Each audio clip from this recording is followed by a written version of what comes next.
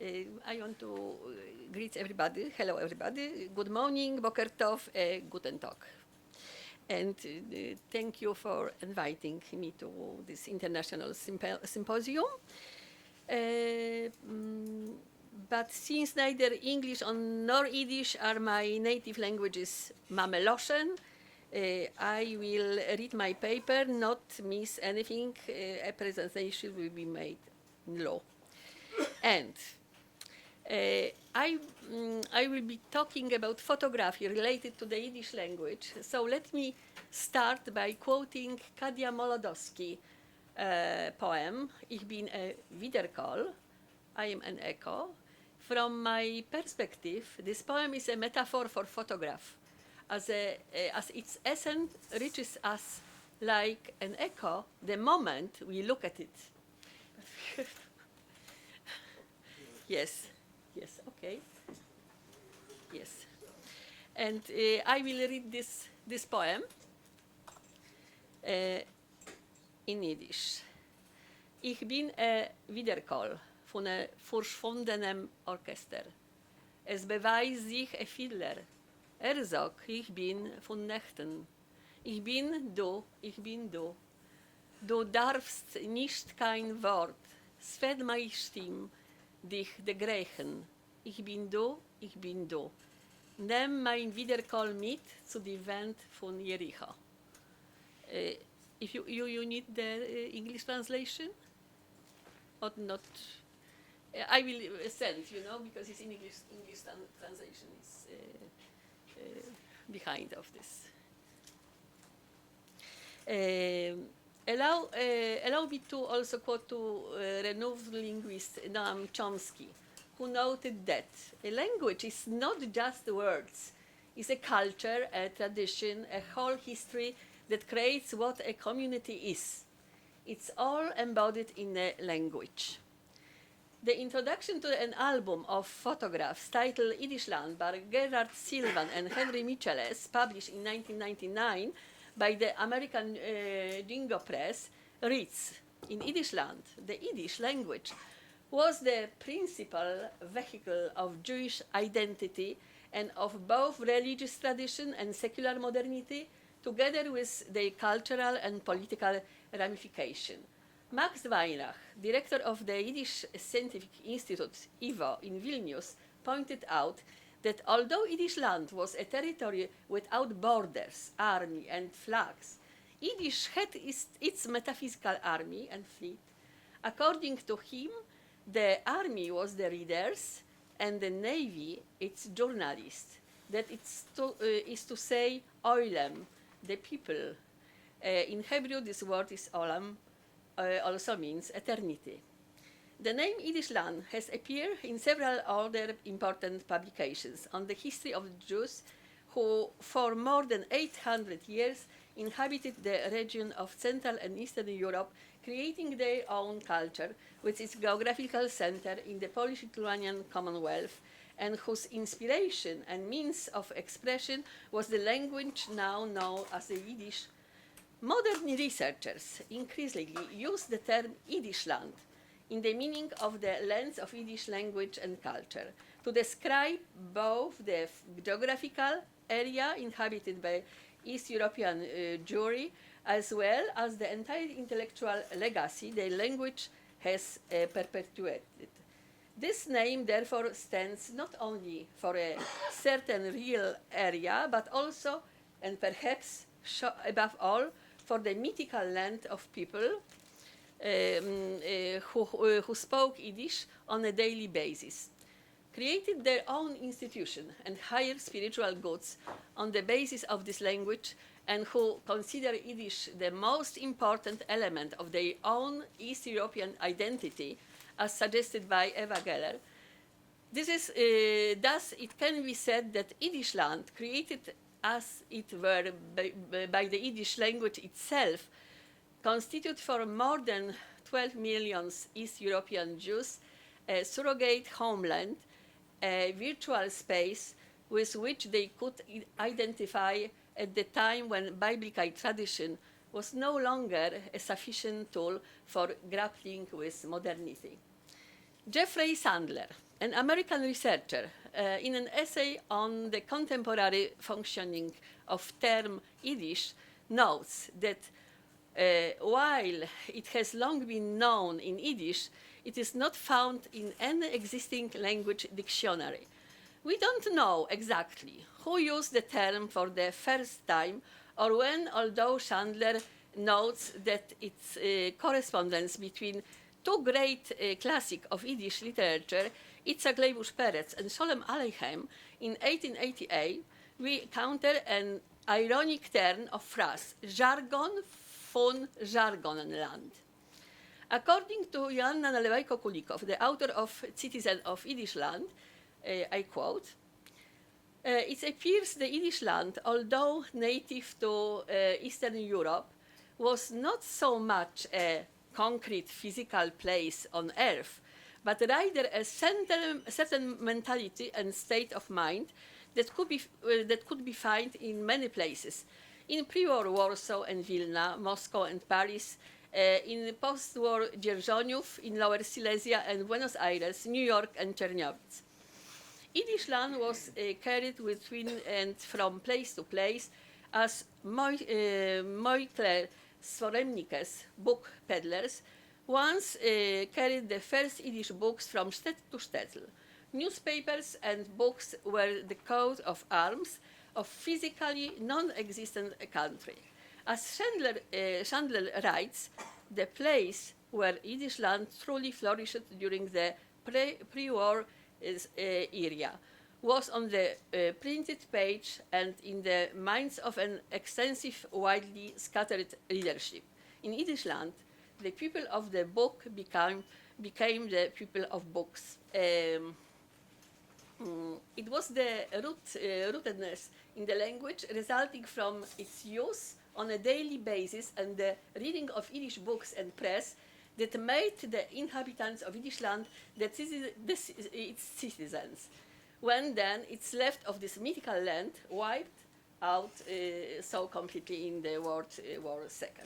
In addition to the verbal communication, the hundreds of textbooks, poetry, there reminds the visual communication, the photographs, miraculously saved from the conflagration of the war, only because they had been previously sent to the family or commissioned for the publication and sent from Warsaw to the New York for several years. In my presentation, I would like to address the visual communication and message of the Jewish and Yiddish photography depicting scenes of Jewish life in interwar Poland, the work of Jewish photographers who, in addition to photography, were also involved in other arts. Before I get to the heart of the matter, though, let me first go back in the time and point out the direct influences on the photography being our subject matter. I also want to point out that in my talk I will limit myself to outlining this fascinating topic, which forms part of more extensive study in the offing. Shloime Zanwił Rapaport, as such was the real name of Szymon Anski, was a visionary. In 1909, he launched an ethnographic expedition to the zone of Jewish settlement we know as a Pale of Settlement. Its purpose was to study the culture of East European Jews, guided by his keen intuition.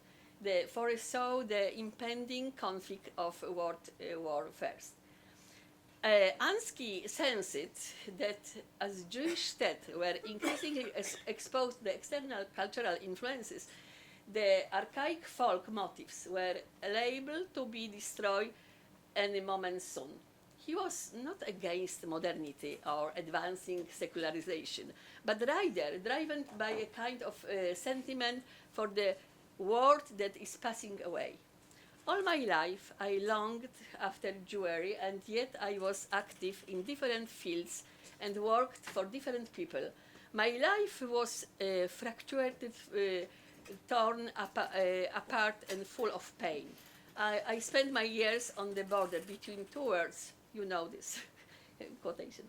Ansky wanted to save or preserve Jewish culture as a monument or relict of something about to recede into the past. As David Roskis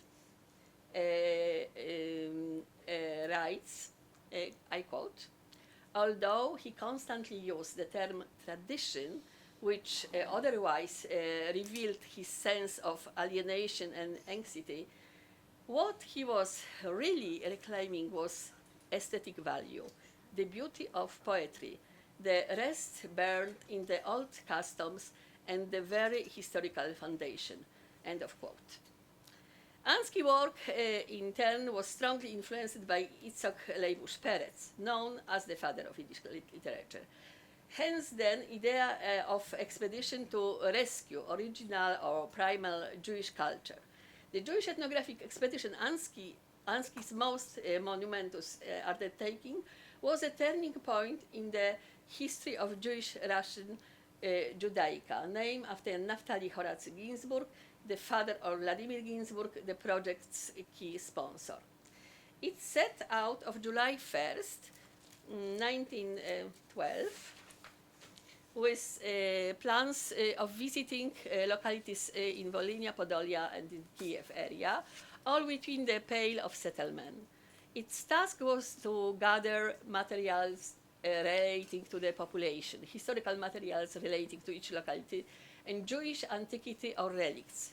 A detailed plan for the pilot expedition was developed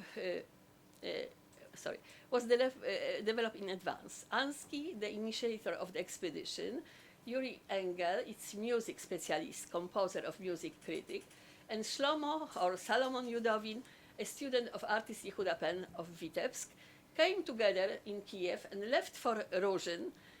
This is how Engel describes this moment in 1915. Quote, the three of us gathered for expedition. Ansky, a Jewish writer, poet, and ethnographer, myself, and additional young men. Ansky's goal was to collect stories, legends, saying, and noteworthy old objects. My field of interest was music. We were also accompanied by a young man commissioned with photographic work. End of quote. The young man was Yudovin, a native of Sztetl Bieszenkowice in Belarus, who had mastered in the basis of drawing at local art school under the tutelage on the famous painter Yehuda Pen, who also taught Mark Chagall, Osip Zatkin, and El Lishitsky. Yudovin also learned how to use a camera, earning his living in the photographic studio of Vitebsk. At first, Yudovin took pictures of whatever was pointed out to him.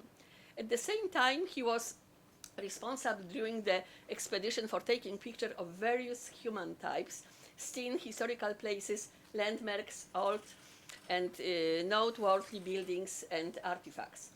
The young man was also required to make drawings and sketches of places. Ansky believed that his nephew's participation in ethnographic expedition could play a key role in the young man's formation as an artist.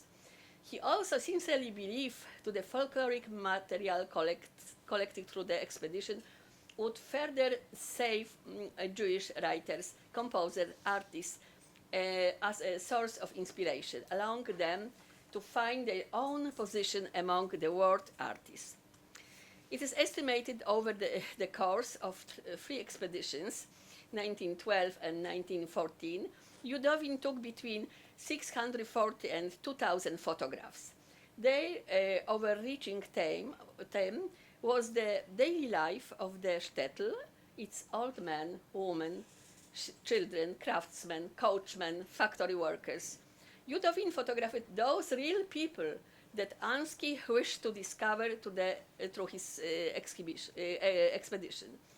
Notably, the photographs taken by Yudovin clearly deviated from the rules of anthropological photography of the day. They are casual and look natural. Yudovin allows himself to slightly deviate from the subject while maintaining the main goal set by Ansky, that of creating a portrait of the nation, combining the past with the present. Such a goal could only be achieved through artistic means, and Yudovin apparently knew how to do it under Ansky guidance, of course. The dramatic history of Expedition Archive does not allow a clear determination of the number of photographs then taken. In a letter from 1913 addressed by Ansky to Baron Vladimir Ginsburg, the main sponsor of the expedition, the spiritus movens of the expedition writes, quote, "Technical reasons prevent the photographer from developing the negatives. Local photo ateliers were used, and we are sending them to an exceptional photographer in Warsaw, who is also a Yiddish writer who prints them." End of quotes. We can be almost certain that Ansky is writing here about Alter Sholem Kaczyzny, as well-known photographer and playwright.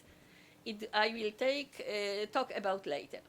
We don't know whether Ansky received the mentioned negatives and photos back, or if they were later presented along with other photographs in the expedition archive.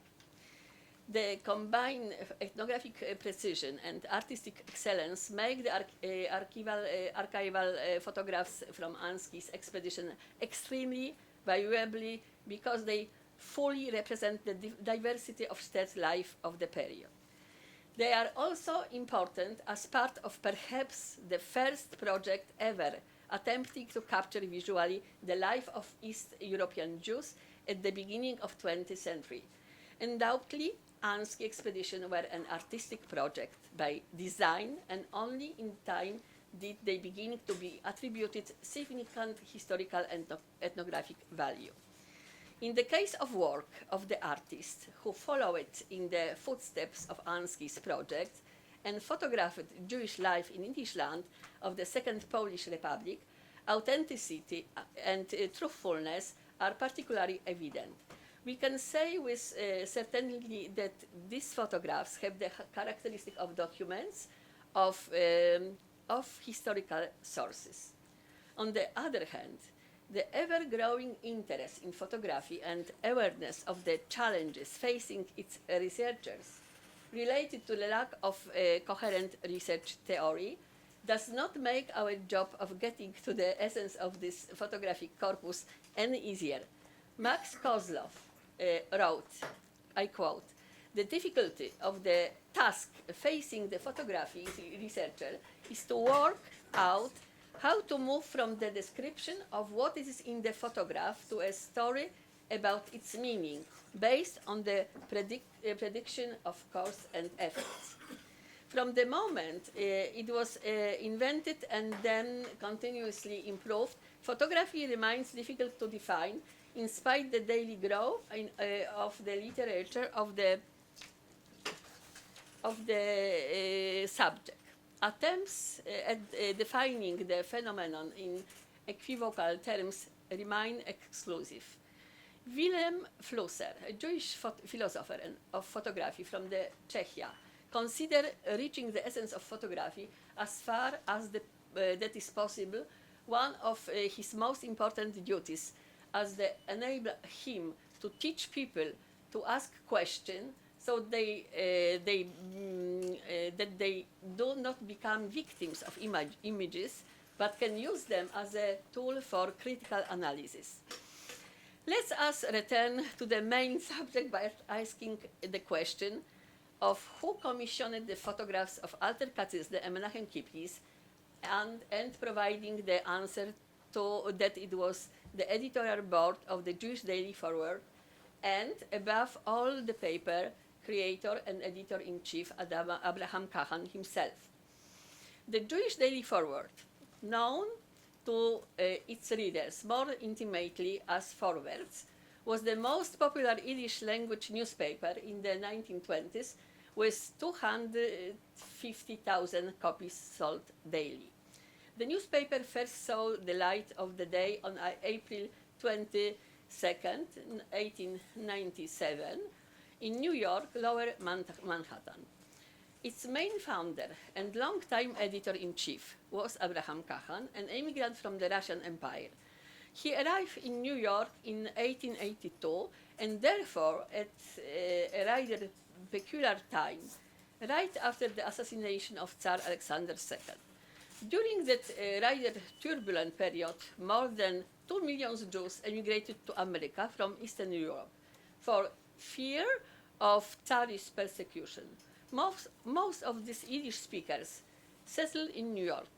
To simplify the picture, we could say that Cahan, a talented writer and journalist who wrote in 3 languages, assessed the situation perfectly and established a paper for newcomers from the old continent. The page or forwards enabled the immigrants to fight for social justice, practice Jewish literature, and sharing their problems in their own language.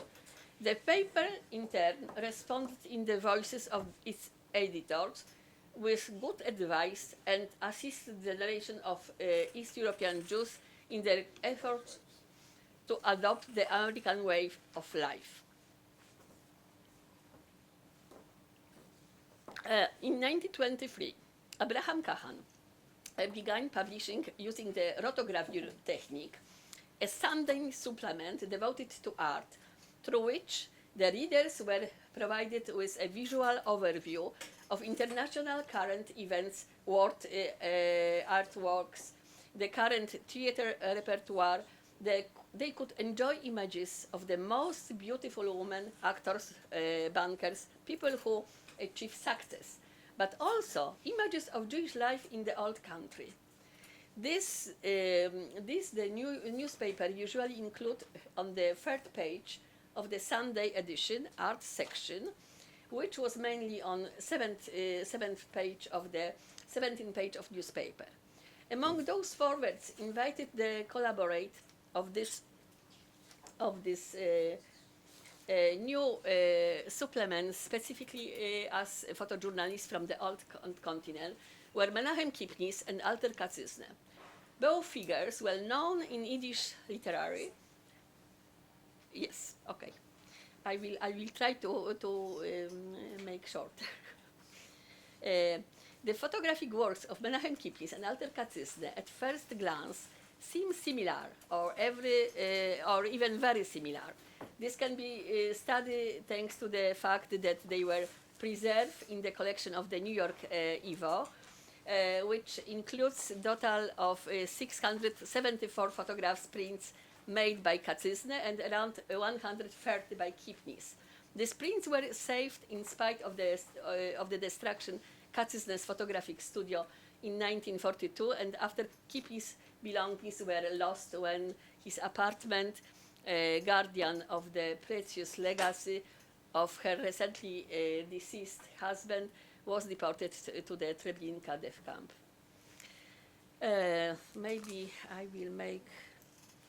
we really have to end here. Sorry? Because we're way Yes. Just a moment. Maybe here I will. Kaczyzny traveled a great deal as a journalist, but did not neglect his photographic work. He continued to run a photographic studio and regularly took pictures commissioned for the verse. There were the resultant photos from a certain perspective were a nostalgic, yearning glance back at the Europe the immigrants had left behind.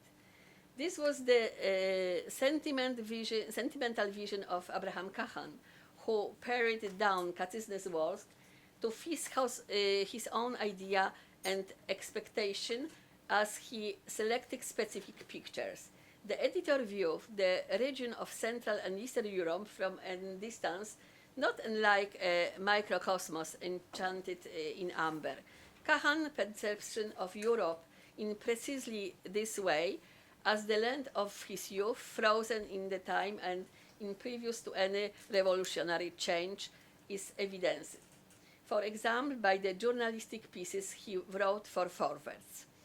On the other hand, Kaczyzna, as a photojournalist and a resident of the lands he portrayed, a witness of the ongoing changes and active participant in this political, social, and literary life, with all the hallmarks of modernity, and had other message he wanted to bring to the readers in America.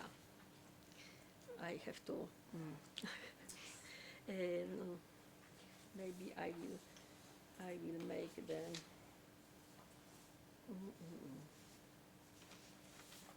I am coming to the end. Just.